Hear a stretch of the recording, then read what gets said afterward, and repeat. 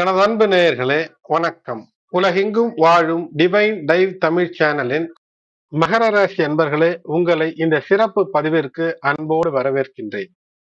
ஒரு வேத ஜோதிடத்தின் அடிப்படையில் உள்ள குறிப்புகள் உங்களுடைய வாழ்க்கையிலே வாழ்நாளிலே நல்லது கெட்டது இரண்டையும் சொல்ல வேண்டும். நல்லது என்றால் அதை எப்படி சரியாக பயன்படுத்திக் கொள்வது என்பதை பற்றி நீங்கள் திட்டமிட்டுக் கொள்ள வேண்டும். கெடுதல் இருக்கிறது என்றால் அந்த கெடுதலை எப்படி தவிர்ப்பது, இல்லை என்றால் அதை எப்படி சாதுரியமாக பிரச்சனை இல்லாமல் கடந்து வருவது என்பதை பற்றி சொல்ல வேண்டும். இதுதான் ஒரு ஜோதிடத்தின் வேத ஜோதிடத்தினுடைய அடிப்படை தத்துவமாக இருக்க வேண்டும். அப்படி இல்லாமல் ஒருவரை பயம் காட்டி பிரச்சனையிலிருந்து அவரை மேலும் சிக்கலுக்குள் தள்ளுவது அறிவுரை வழங்குவதெல்லாம் என்ற அர்த்தத்திலிருந்து வெளிவந்துவிடும். ஆகையினால் அற்புதங்கள் நிகழக்கூடிய அமைப்பிலே இருக்கக்கூடிய நிலை வரும்போது அங்கு ஏதேனும் ஒன்று சாதனை என்பது இருக்கிறது என்றால் அதிலே சிறு சிறு ரிஸ்க் என்பது இருக்கத்தான் செய்யும்.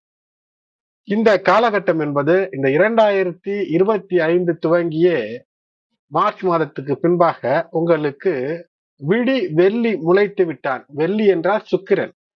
அந்த சுக்கிரனுடைய அந்த வெளிச்சம் அவன் தரக்கூடிய அருளும் ஆற்றலும் உங்களுக்கு கிடைக்க துவங்கிவிட்டது. சுக்கிரன் ஆட்சி பெற்று உங்களுடைய ராசிக்கு 5ஆம் நிலையில இருந்து அதனுடைய பார்வை பலம் 11ஆம் இடத்துல இருக்கும் போது இந்த பதிவை தருகின்றேன். அது மட்டுமல்ல, செவ்வாய் மே மாதம் 11ஆம் தேதி முதல் 2026 ஆட்சி பலம் பெறப்போகிறார். 11ஆம் இடத்து அதிபதி மற்றும் 4ஆம் இடத்து அதிபதி, சுகஸ்தானத்திற்கும் அவர்தான் அதிபதி. அவர் பாதகாதிபதி என்ற அந்தஸ்தையும் பெறுகிறார். பாதகத்தை செய்வாராம். பாதகத்தை செய்யத்தான் செய்வார். ஏனென்றால் அதுதான் உங்களுக்கு சாதகமாக அமையும். அந்த சூட்சுமத்தை எல்லாம் இந்த பதிவிலே பார்ப்போம்.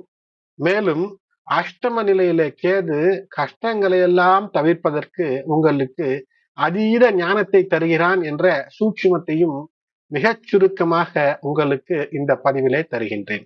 அன்பு நேயர்களே, மகர ராசி அன்பர்களே, இதுவரை டிவைன் டைவ் தமிழ் சேனலை சப்ஸ்கிரைப் செய்யாமல் இருக்கிறீர்கள் என்றால் சப்ஸ்கிரைப் செய்யுங்கள்.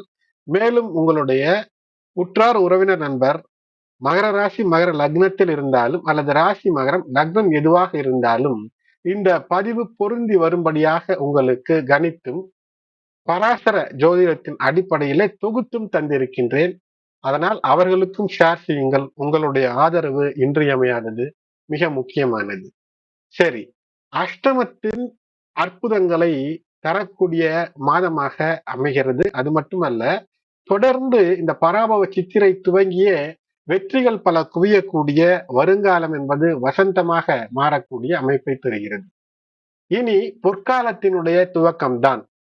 எப்போது வரை என்றால், சனி பகவான் உங்களுக்கு அர்த்தாசிரம நிலைக்கு வருவார் 2027. ஆனால் அப்போதும் கூட இப்போது என்ன தொழிலிலே ஈடுபட்டு கொண்டிருக்கிறீர்களோ அதில் சற்று கான்சென்ட்ரேஷன், போக்கஸை அதிகப்படுத்தி உங்களுக்கு உதவக்கூடிய, அதுவும் குறிப்பாக ஆணாக இருந்தால் பெண், பெண்ணாக இருந்தால் ஆண் உதவக்கூடிய அமைப்பு என்பது இருக்கும். அவர்களுக்கு உரிய அந்தஸ்து, உரிய மதிப்பையும், மதிப்பு தருவது என்றால் என்ன, அவர்களை சிறப்பாக நடத்துவது, உயர்ந்த இடத்திலே வைத்து அவர்களை பாராட்டுவது, போற்றுவது என்று இருக்கும்போது அர்த்தாஷ்டம சனி காலம் அற்புதமாய் அதிர்ஷ்டத்தை அள்ளி தந்துவிடும். 8ஆம் இடத்துல கேது. அந்த 8ஆம் இடத்து கேது இருக்கக்கூடிய இடம் சிம்ம ராசி. சிம்ம ராசிக்கு அதிபதி சூரியன். அந்த சூரியன் 4ஆம் இடத்துல பராபவ சித்திரையிலே உச்ச பலனை தரக்கூடிய உச்ச சூரியனாக இருப்பார். இந்த நிகழ்வு என்பது 14 மே 2026 வரை சூரியன் உச்சம் பெற்றிருக்கக்கூடிய காலம். அதே நிலையில செவ்வாயும் வந்து அங்கு சேருகிறது. இப்போது உயிர்த்தெழும் உறங்கும் நெருப்பு என்று ஏன் தந்திருக்கிறேன் என்றால், 4ஆம் இடம் சுகஸ்தானத்திலே அப்படி ஒரு ஆற்றல் குவிகிறது. நிச்சயமாக ஒரு முயற்சி செய்கிறீர்கள் என்றால், ஒரு நிலம் வாங்குவதற்கு, ஒரு வீடு வாங்குவதற்கு, ஒரு வாகனம் வாங்குவதற்கு நீங்கள் ஒரு யோசனை எண்ணியது, அதாவது எவ்வளவு உயர்வாக எண்ணுகிறீர்களோ அவ்வளவு உயரம். உள்ளுவதெல்லாம் உயர் உள்ளல், மற்றவை தள்ளினும் தள்ளாமை நீட்ட. அதாவது நினைப்பதையெல்லாம் உயர்ந்தவையாக நீங்கள் நினைத்து விட்டால் அது நடக்கவில்லை என்றாலும் நடந்ததற்கு சமமாக இருக்கும் என்று கருத்து. அது எப்படி? நடக்காதது நடந்ததற்கு சமமாக இருக்கும் என்றால், நீங்கள் நினைத்த விஷயத்திற்கு பிரபஞ்சம் உங்களுக்கு அற்புத சக்தியை தரும். அந்த சக்தி நீங்கள் நல்லவே நினைத்திருக்கிறீர்கள் என்று மெதுமெதுவாக அதை கட்டமைத்து விடும். இதையெல்லாம் உங்களை ஊக்கப்படுத்தல்ல, உண்மையினுடைய தத்துவத்தை நான் உங்களுக்கு சொல்லிக் கொண்டிருக்கின்றேன்.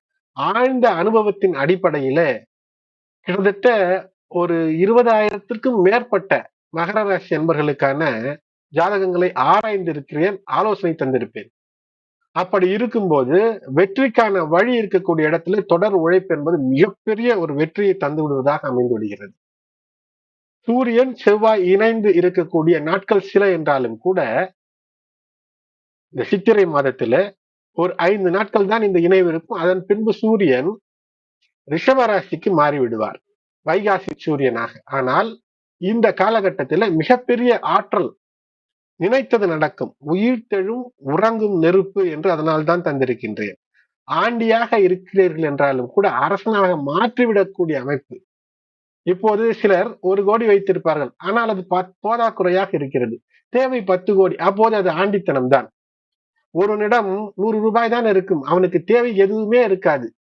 ரேஷன் கடையில சென்று அரிசி வாங்கி வைத்திருப்பான். அந்த அரிசி ஸ்டாக் இருக்கும் ஒரு 200 கிலோ வீட்டில. 20 கிலோ இலவசமாக பெறுபவன் 20 கிலோவும் சாப்பிடுவதில்லை.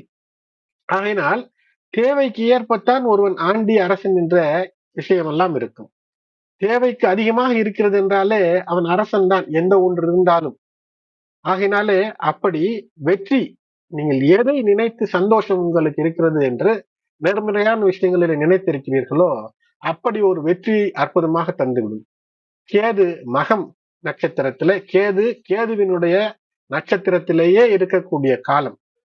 விநாயகர் வழிபாடை கைவிடாமல் செய்யுங்கள். விநாயகர் வழிபாடு பற்று அற்ற நிலையில இருக்கும்போது மிகப்பெரிய அற்புதம் எல்லாம் தரும்.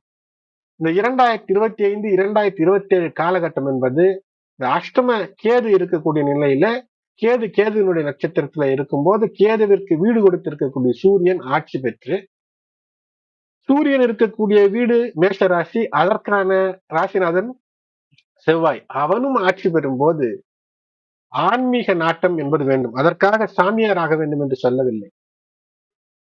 ஜோதிடம், தியானம் இவையெல்லாம் மறைபொருளை உங்களுக்கு தந்துவிடும். திடீர் எதிர்பாராத தனவரவு இருக்கும்.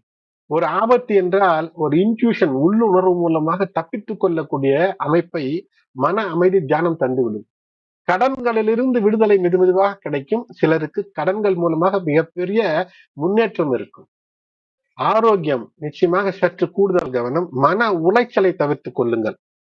கவனம், உங்களுடைய அந்தரங்க விஷயங்கள் சிலது பிரபலமாக வெளிவருவதற்கான வாய்ப்பு இருக்கும். ஆனால் அதிலும் ஒரு ஆதாயம் வந்துவிடும்.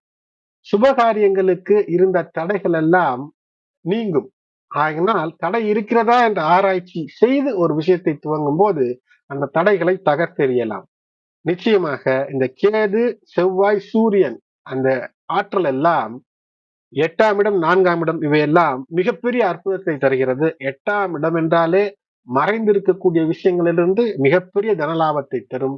உடல் நலத்தையும் மனநலத்தையும் பார்த்து கொள்ளும் போது வெற்றி. செவ்வாய்க்கான வழிபாடு முருகன் வழிபாடு, இஷ்டதெய்வ குலதெய்வ வழிபாடு, உங்களுக்கு பிடித்த கோயில்களுக்கு சென்று வழிபாடு மிகப்பெரிய ஏற்றத்தையும் நல்ல மாற்றத்தையும் தரும். மகரம் சிகரம் தொடும் காலம் என்பது வருகிறது.